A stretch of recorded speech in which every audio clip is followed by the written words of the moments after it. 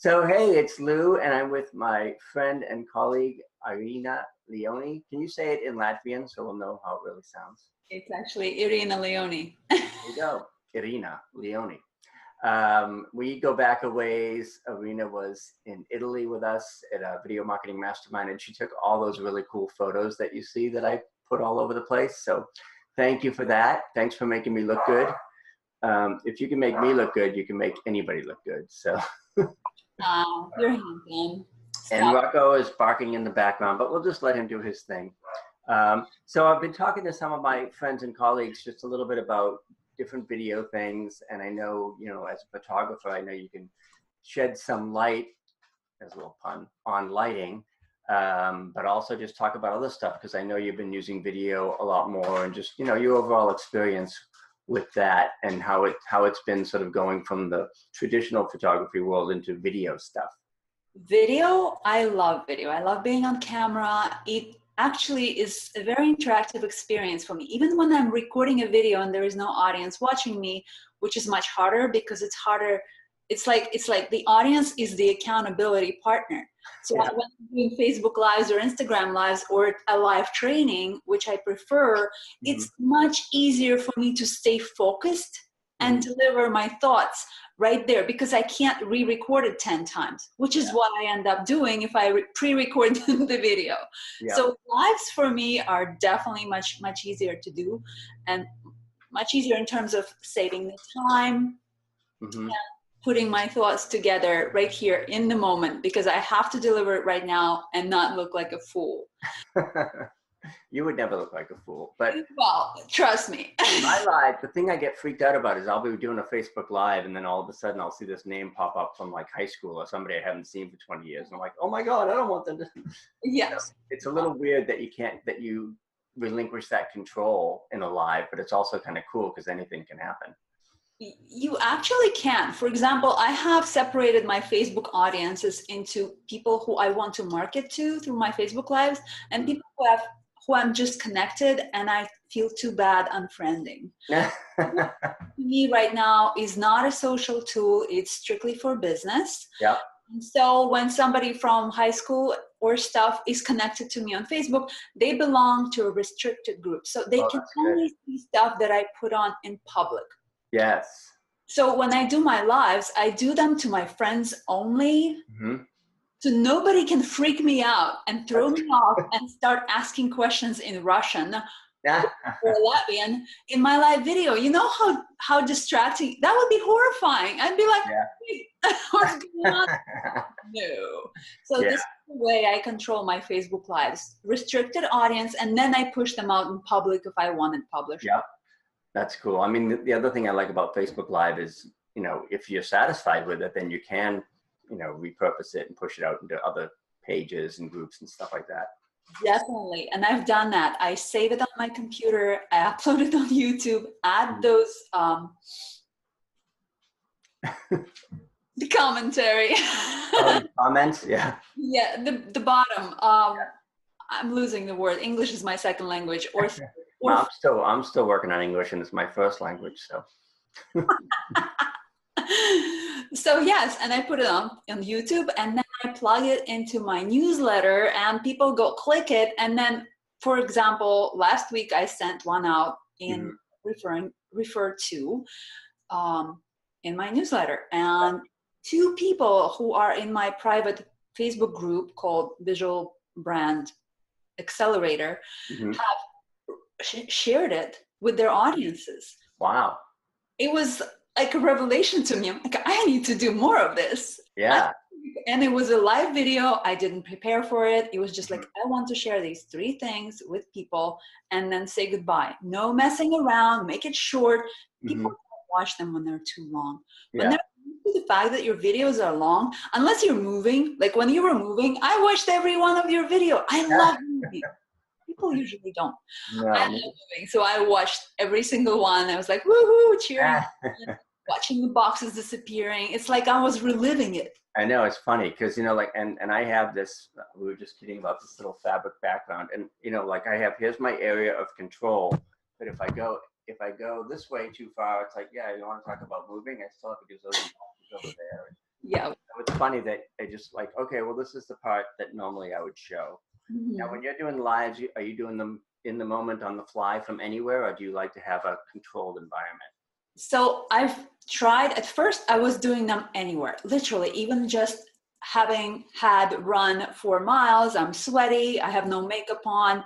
I even did those, and it's fine, but I later found out that I'm very unlikely to repurpose them because they just look like, well, I need some improvement there. So I stopped doing that. And now I basically have these days when I do the lives and then I just get my hair and makeup done in the morning.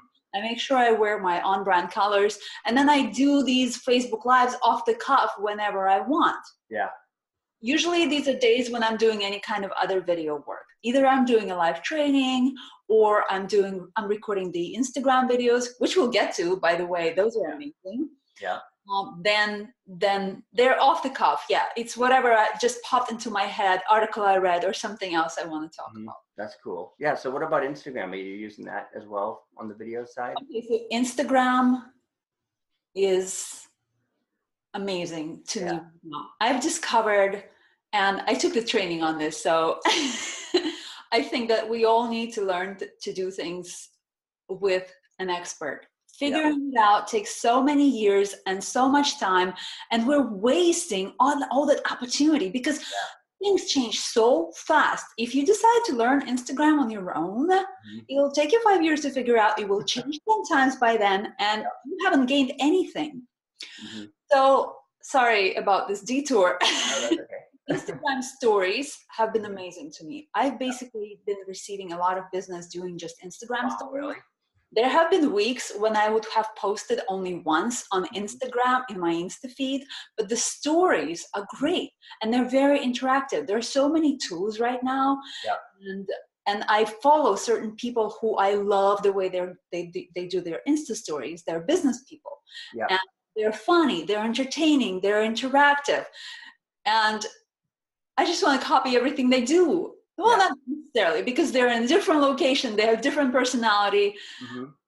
But stories are huge. So that's a big chunk of video. IGTV, I'm still trying to crack it open, but I'm not quite sure. I mean, it's all vertical and it's all, it's just all vertical. It's so awkward. I wish there was an ability to do them horizontal because then you can repurpose stuff. Right. Not use vertical video anywhere else in the world. It's ridiculous. Yeah, and I've been using this tool called Kapwing, Kapwing, that will reformat it. So it's like, okay, well, you can still do your horizontal video, but you'll have space above and below that you have to fill, or it will squish you into the vertical format. But still, and then the other thing about Instagram stories that I didn't like at first was like, oh, well, they disappear. I can't really repurpose them. Well, here's the deal. The highlights, you know about the highlights, right? Yep. Those little circles right under your profile. So these have become like a portfolio for me. First of all, I talk about my business. So I have a highlight on business. I have a highlight on behind the scenes. I'm a photographer. So whenever my assistant is snapping little things for my Insta story that day, interesting, I save it into the highlights so people can go and see that I am a real photographer and this is my style of work. I woo-hoo my clients when I'm shooting them. I'm bringing the energy up. I'm trying to calm them down when they're nervous. It's like all that action cannot be captured. If I wanted to create a video reel that captured all that, it would cost me a lot of money. And the stories, they allow me that very cheap, well, actually free way to do that because people don't expect quality on there. And you can save them, right? I mean, you can still save them for later if they don't have to expire if you download them, right? First of all, they get saved on the phone automatically. That is a setting in my Instagram. So I always have them. I download them from my phone to my Dropbox. They're always there. And you can repurpose them. Yep. And then I always get confused about, because there's different lengths, like Instagram, IGTV, I think is 15 minutes. And then what is Instagram stories? I'll put it in the notes if I can't remember, but I just get confused about it. But it's not so short that it's like useless. I mean, it's super short, but they just upgraded Instagram to a new version where you can record actually a story as long as you want, and it will break it down into. Oh, right, cool. In pieces, yep. So yeah, there's definitely an opportunity there for people like us, service providers, entrepreneurs, solopreneurs. Just Uh, with this head-on talking head kind of thing, it's extremely boring. You need to kind of like show people where you are, show people what Rocco is doing, and then continue with your story. Then it becomes interactive and interesting, and ask questions. yeah, yeah, absolutely. And some of that in the moment stuff, like I mentioned to you, I think before we were recording, I live sort of near an Air Force base, and there were like fighter jets going over, and they were really low. And I'm like fumbling with, oh, I got to shoot this, and Yeah. but I didn't get out there in time because they were going too fast. But anyway, but that kind of stuff is kind of fun. Like you can just say, here's what's cooking here, you know, or here's why it's so noisy here. There are fighter jets going over. So, Definitely. And stories are more like a reality TV. Those people who are watching stories, they are addicted. They're typically also addicted to some kind of reality TV. And yeah. they watch these Insta stories, but they need to see where is the setup of the scene. So what's going on? Hi, good morning. I'm in my kitchen drinking my shake. I'm about to go for a run. Then you take a shot of your shoes or your feet running. Then you take a shot of yourselves. And I love the feature that records, what is it? Yeah. It's called Boomerang. Oh, Boomerang, of course. Yeah. I love Boomerang. Anything I want to post to that doesn't have necessarily much of an interest, Yeah. anything that's boring to photograph and as a movie would be boring, Boomerang makes it very interesting. Yeah. Fun, actually. It's kind of like it tones everything down and makes it funny. Yeah. The feature. Cool. So you create this whole story and people always forget, always make this one mistake. They never finish it. So if I had a shoot and I was shooting behind the scenes on the story, I need to tell people when it's a wrap and what am I doing next. I'm driving home and exhausted. I'm looking forward to the dinner with my son.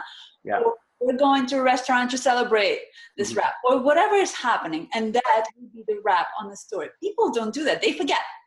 I know. I mean, we have such short attention spans. That's the thing. It's like, oh yeah, I was doing that story earlier, and now I got sidetracked. And that's the problem because your audience gets used to the fact that you never finish, and then they lose interest. They will skip your stories. Yeah, but it's cool that there's so many different ways. I mean, some people are really into, you know, Facebook Live, and some people like Instagram Stories, and some people like me, I like YouTube, where it's like, okay, I can pre-record this, I can edit it, I can control it. I mean, that's just my nature, my like control freak thing. It's like, oh, Instagram Live. I mean, it's so in the moment, but you know, a lot of people love that. And it's the great thing is that there are a lot of different opportunities and a lot of different ways to do video and engage with people. Yes, and you can find several ways of your own that you will use, or you can try and accomplish them all. It's totally possible. Just keep repurposing stuff. Yep. But we need to keep in mind, that's one thing that I see people don't do is they think that they got one thing figured out and they push forward, but that's the thing. They only capture the attention of the fraction of the audience. Right. They don't do Insta stories. They don't capture the attention of people who are on Instagram only watching stories. I have several friends who only watch stories. They never go on the feed. Yeah. Following 900 people, sorry. Yeah. There's no way they can get through the feed. So it's important to kind of spread yourself a little thinner and do a little bit everywhere. Yeah, I know. It takes time because you never know where you're going to get that engagement and where you're going to get the most traction. So right, and measuring.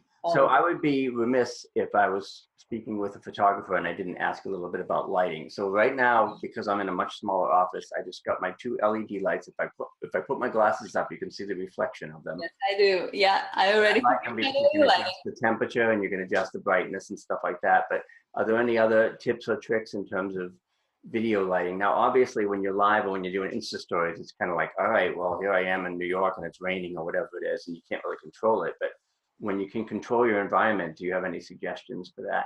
Absolutely. You can actually always control the environment to the extent, unless you're in the bar in the evening and the light is low. And then I just suggest people just stop, put down the phone, especially if you're drinking. Don't even try. When you're outdoors, we always identify what is the main source of our light. And people sometimes think, oh, it's the sun. Well, no, it's not. It's sky. You definitely don't want to use the sun as direct light. Yeah. Over. It makes us look weird, makes us look like let's just finish with weird. Yeah. No, because I remember like it's certain shots in Italy, if I was in the wrong place, I was like this, you know, and that's like, oh. And yes, that also doesn't help. Typically when people are jet lagged, that happens a lot more often. Finding one big soft source of light, which is typically our sky, is the way to go for it. And when you're doing live, for example, Instagram story or Facebook Live outside, I always suggest to just lift up your hand and shoot from the higher angle. Yeah. So people do stories like this, and then I can see all four of their chins, right. even when they don't have a chin. Do it this way, you want to do it this. Or I can see up their nose. That is a great thing. It's not a good look. No. So it's always lifting slightly higher, like the way I am. It's just slightly higher than my face. It stretches the neck. My body looks slimmer if there's any shot of the body in that shot. It depends on how long my arm is, of course. Yeah. And therefore, you also are using the sky to illuminate your face in more soft, more less shadows. Because if you're shooting straight on, and especially if you're in the city, when the sky is like straight overhead and anywhere on the sides because there are buildings everywhere, you have to sliver of light. Lift up the chin and take a shot, higher shot. That's good. Because usually I just tell folks, don't shoot outside. Like if they're new, you know, especially if, you know, if they're doing, you know, like regular videos, like YouTube videos, I'm like, all right, well, if you can control the environment and you can be in a place, you know, where you can kind of have your lights, that's great. But I mean, most of the time, if it's live or Instagram stories, you're going to be out and about. Definitely. Absolutely.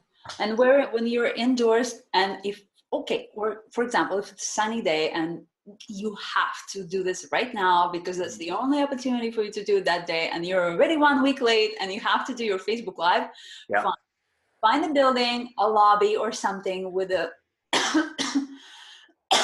excuse me, find a building or with the large windows in the lobby, walk in there and do your thing by that window. It will be your softest available light. Make sure that you're facing it a little bit. It actually, some people who have round their faces, if they rotate slightly away from that window, not directly to it, but slightly away, it will make their face look slimmer. One of those little tricks of the trade. Always find a big available light that can somehow be used in order to illuminate your face in a soft way. Never shoot in any artificial lighting unless it's professional lighting like LED that you're using. I'm using LED right now. There's a ring light on my side that I'm going to show you in 1 minute. Cool. So the artificial lighting is always going to be bad. You will always look at the yellow or green or some kind of weird combination of both. It's always overhead. There is no way to use it in any interesting capacity. Just don't.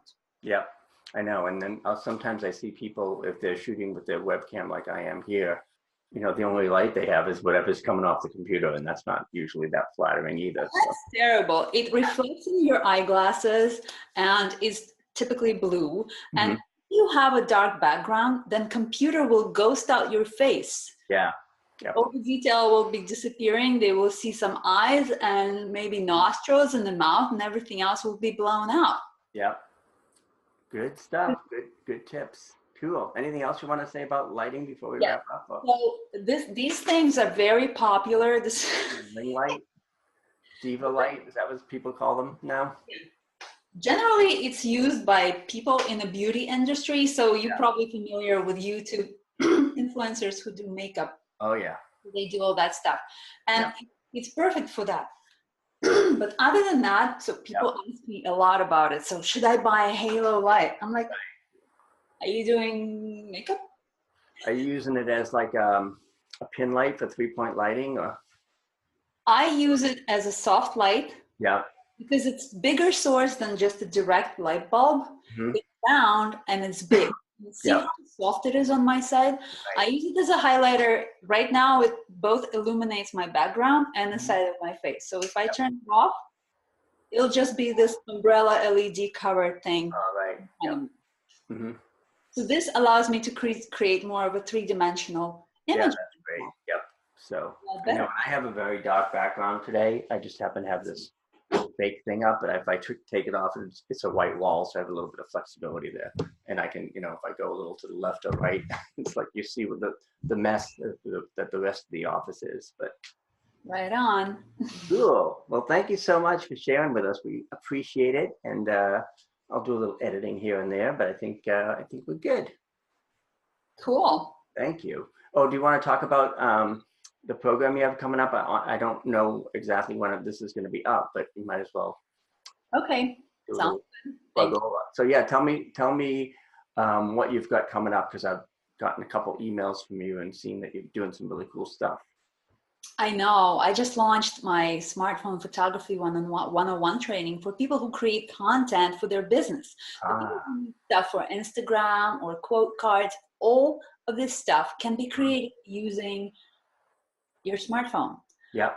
Some need a professional photography, of course, but a lot of it does not. Especially nowadays, we need so much visual stuff coming in down the pipe on a daily basis that it's much easier to just learn some tricks and tips. And so in this training, I'm basically going completely agnostic as to what platform they're using. Yeah. They can use a smartphone, they can use a small camera, a large camera, whatever camera they're using. I'm talking about the light, I'm talking about the composition, and a little bit about the application of the whole visual branding thing. Why would we even shoot photos with our smartphone? Oh, that's great. Yeah, a lot on composition. So people get excited because usually you don't learn that stuff. Trainings teach you how to use a DSLR. It's a very complicated thing. You can spend a year learning about your DSLR and then you have to get a new one because the new one. Yeah.